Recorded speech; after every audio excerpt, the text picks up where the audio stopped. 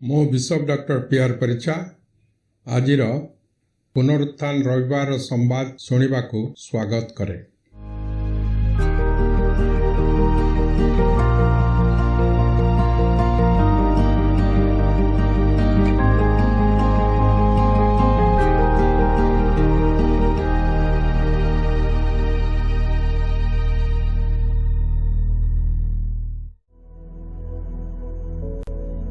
किंतु प्रभु श्रीकृष्णकर मृत्युर परवर्ती गुरुत्वपूर्ण घटना हेउची जे से मृत्यु को जय करी तृतीय दिन में पुनरुत्थित हेले, अर्थात मृत्यु को जय करी जीवित हेले। यह सत्यता ख्रीष्टियान धर्मग्रंथ पवित्र बाइबल प्रकाश करे। तेणु प्रभु यीशु जीवित परित्राणकर्ता अटंती, से मृत ईश्वर नुहंती। प्रभु यीशु निजे कौन कहती ताहांकर पुनरुत्थान विषय रे प्रकाशित वाक्य 1 पर्व 18 पद। भय कर नहीं, आमे प्रथम और शेष पुणी स्वयं जीवी। आमे मृत हेलु, आउ देख आम्भे जुगे जुगे जीवित अटु। पुणी आम्भर हस्तरे मृत्यु और पाताळर चाबी अछि। प्रभु यीशु कहले, मु पथ सत्य और जीवन। से सत्य ईश्वर और परित्राणकर्ता अटंती, ताहांकर मुख मिथ्या कहे नहीं। वर्तमान देखु यीशुंकर शिष्य मानकर द्वारा कौन लिखित अछि। प्रथमे देखु माथ्यू तार 28 पर्व 5 एवं 6 पद। किंतु दूत स्त्री लोक मान को उत्तर देले, तुम्हे माने भय कर नहीं, कारण तुम्हे माने जे क्रूसरे हत यीशु को खोजुअछ ताहा मु जाने। से एठारे नाहांती, कारण से जेपरि कहिथिले सेपरि उठी अछंती। आस, से जेउठारे शोइथिले से स्थान देख, आ तुमे माने जाई ताहांकर शिष्य मान को कुह, से मृत मान को मध्यरु उठी अछंती। यह थला स्वर्गीय दूतंकर संवाद। जो स्त्री लोक माने भोर सकाळु समाधि निकट को गले, से माने कौन देखिले। मार्क 16 पद 5 रु 6 पद। से माने समाधि मध्य प्रवेश करी शुक्ल वस्त्र परिहित जड़े युवा को दक्षिण पार्श्व बसीथिबा देखि अतिशय आश्चर्यान्वित हेले। सेथिरे से मानकु कहिले, भय कर नाही, तुमे माने क्रूसरे हत नाजिरेत यीशुंकर अन्वेषण करुअछ। से उठी अछंती, से एठारे नाहांती। देख, एई स्थान रे से माने ताहांकु रखिथिले। एहा थिला स्वर्गीय दूतंकर साक्ष्य। लूक 24 पर्व 5 पद। सेथिरे से माने भीत होई अधमुख हुअन्ते, से माने सेमानकु कहिले, मृत मानक मध्य तुमे माने काईकि जीवितंकर अन्वेषण करुअछ।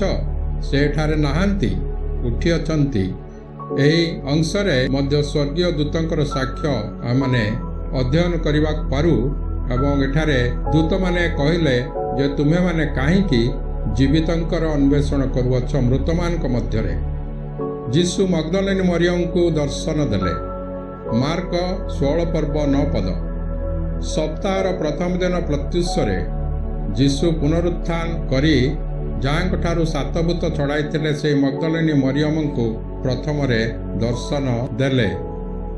2 जन शिष्यों को यीशुंकर दर्शन। मार्क 16 पर्व 12 पदरु 15 पद पर्यंत। एही समस्त घटना उतारे सेमानकर मध्यरु 2 जन गोटे पल्लीग्राम को जाउथिबा समय रे से अन्य रूपरे सेमान को दर्शन देले। पुणी से माने जाई अन्य मान को संवाद देले, किंतु सेमानकर कथा सुधा से माने विश्वास कले नाही। एति उतारे 11 जन शिष्य माने भोजन रे बसिथिबा समय रे सेमान को दर्शन देले, एवं सेमानकर अविश्वास और हृदयर कठिनता हेतु सेमान को अनुजोग कले। कारण जो माने तांको पुनरुत्थित देखिले, सेमानकर कथा सेमाने विश्वास करि नथिले। पुणी यीशु सेमानकु कहिले, तुमे माने समुदाय जगत को जाई समस्त मानव जाति निकटरे सुसमाचार घोषणा कर। इमाई पथरे 2 जन व्यक्ति को यीशु दर्शन देले। लूक 24 पर्व 15 एवं 16 पद। सेमाने कथबार्ता और वादानुवाद करुवा समय यीशु आपे सेमानक निकट को आसी सेमानकर संगे संगे गमन करने को लागिले।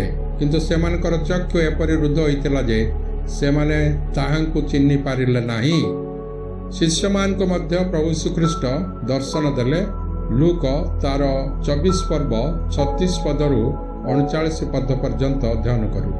କିନ୍ତୁ ସେମାନେ ଏହିସବୁ କଥା କହୁଥିବା ସମୟରେ ସେ ଆପେ ସେମାନଙ୍କର ମଧ୍ୟରେ ଉପସ୍ଥିତ ହେଲେ ଏବଂ ସେମାନଙ୍କୁ କହିଲେ, ତୁମମାନଙ୍କର ପ୍ରତି ଶାନ୍ତି ବର୍ତ୍ତୁ। ମାତ୍ର ସେମାନେ ଅତିଶୟ ଭୀତ ହୋଇ ଗୋଟିଏ ଭୂତ ଦେଖୁଅଛନ୍ତି ବୋଲି ସେ ମନେ କଲେ। ସେଥିରେ ସେ ସେମାନଙ୍କୁ କହିଲେ, କାହିଁକି ଉଦ୍ବିଗ୍ନ ହେଉଅଛ? ପୁଣି ତୁମମାନଙ୍କର ମନରେ କାହିଁକି ତର୍କ ବିତର୍କ ଉଠୁଅଛି? ଏ ଯେ ସ୍ୱୟଂ ମୁଁ, ମୋର ହାତ ଓ ପାଦ ଦେଖ, ମୋତେ ସ୍ପର୍ଶ କରି ଦେଖ। କାରଣ ମୋର ଯେପରି ମାଂସ ଓ ଅସ୍ଥି ଥିବାର ତୁମେମାନେ ଦେଖୁଅଛ, ଭୂତର ସେପରି ନାହିଁ। ପ୍ରଭୁ ଯୀଶୁଖ୍ରୀଷ୍ଟଙ୍କର ଶିଷ୍ୟମାନେ ଭୟରେ ଗୋଟିଏ କୋଠରୀରେ ବନ୍ଦ କରିକି କୋଠରୀକୁ ତା ମଧ୍ୟରେ ସେମାନେ ଥିଲେ। ସେହିପରି ସମୟରେ ପ୍ରଭୁ ଯୀଶୁଖ୍ରୀଷ୍ଟ ସେମାନଙ୍କୁ ସେ କୋଠରୀ ମଧ୍ୟରେ ଦର୍ଶନ ଦେଇ ଏହି କଥା କହିଛନ୍ତି। ପରବର୍ତ୍ତୀ ସମୟରେ 7 ଜଣ ଶିଷ୍ୟଙ୍କୁ ଯୀଶୁ ଦର୍ଶନ ଦେଲେ। ଜୋହନ 21 ପର୍ବ 1 ପଦରୁ 7 ପଦ ପର୍ଯ୍ୟନ୍ତ ଅଧ୍ୟୟନ କରିପାରୁ। ଜୋହନ 21 ପର୍ବ 1 ପଦ।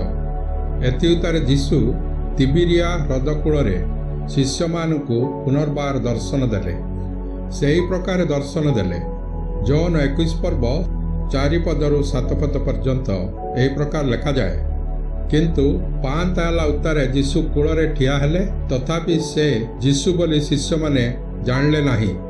ଯୀଶୁ ସେମାନଙ୍କୁ କହିଲେ, ପିଲାମାନେ, ତୁମମାନଙ୍କ ପାଖରେ କ'ଣ କିଛି ଖାଇବାର ଅଛି? ସେମାନେ ତାହାଙ୍କୁ ଉତ୍ତର ଦେଲେ ନାହିଁ। ସେ ସେମାନଙ୍କୁ କହିଲେ, ନୌକାର ଡାହାଣ ପାଖରେ ଜାଲ ପକା, ଆଉ ତୁମେମାନେ ପାଇବ। ସେଥିରେ ସେମାନେ ଜାଲ ପକାଇଲେ, ଆଉ ଏତେ ମାଛ ପଡ଼ିଲା ଯେ ସେମାନେ ତାହା ଟାଣି ପାରିଲେ ନାହିଁ। ସେଥିରେ ଯୀଶୁ ଯେଉଁ ଶିଷ୍ୟଙ୍କୁ ପ୍ରେମ କରୁଥିଲେ, ସେ ପିତରଙ୍କୁ କହିଲେ, ଏ ତ ପ୍ରଭୁ। ସିମୋନ ପିତର ଏ ତ ପ୍ରଭୁ ବୋଲି ଶୁଣି ଅଙ୍ଗରଖା ନ ପିନ୍ଧିଥିବାରୁ ଆପଣା ଅଙ୍ଗରେଖା ପିନ୍ଧି ସମୁଦ୍ରକୁ ଡେଇଁ ପଡ଼ିଲେ। ଏ ଅଂଶରେ ଆମେ ଦେଖିବାକୁ ପାରୁଛୁ ଯେ ଯୀଶୁଖ୍ରୀଷ୍ଟଙ୍କର ଶିଷ୍ୟମାନେ ତାହାଙ୍କର ମୃତ୍ୟୁ ପରେ ନିଜ ନିଜର ପୁରୁଣା ଧନ୍ଦାକୁ ଚାଲିଗଲେ, କାରଣ ସେମାନେ ବିଶ୍ୱାସ କରିପାରୁନଥିଲେ ଯେ ପ୍ରଭୁ ଯୀଶୁଖ୍ରୀଷ୍ଟ ପୁନର୍ବାର ମୃତ୍ୟୁକୁ ଜୟ କରି ପୁନରୁତ୍ଥିତ ହେବେ। କିନ୍ତୁ ଯେତେବେଳେ ପ୍ରଭୁ ତାହାଙ୍କର ପୁନରୁତ୍ଥାନ ପରେ ଶିଷ୍ୟମାନଙ୍କ ମଧ୍ୟରେ ନିଜକୁ ପ୍ରକାଶ କରୁଛନ୍ତି, ସେମାନେ ତାହା ବିଶ୍ୱାସ କରିପାରିଲେ ନାହିଁ। କିନ୍ତୁ ପରବର୍ତ୍ତୀ ସମୟରେ ଯେତେବେଳେ ସେ ଆଉଥରେ ସେମାନଙ୍କର ମଧ୍ୟରେ ନିଜକୁ ପ୍ରକାଶ କଲେ, ସେହି ସମୟରେ ସେମାନେ ତାହାଙ୍କୁ ଚିହ୍ନିବାକୁ ପାରିଲେ ଯେ ସେହି ଯୀଶୁ ଯାହାଙ୍କର ଅନୁଗମନ କଲେ, ସେ ବର୍ତ୍ତମାନ ପୁନରୁତ୍ଥିତ ଏବଂ ଜୀବିତ ଅଛନ୍ତି। ସେମାନେ ନିଜର ଧନ୍ଦାକୁ ଚାଲିଗଲେ। ପୁନର୍ବାର ମାଛ ଧରିବା ପାଇଁ ସେମାନେ ଯାଇଛନ୍ତି।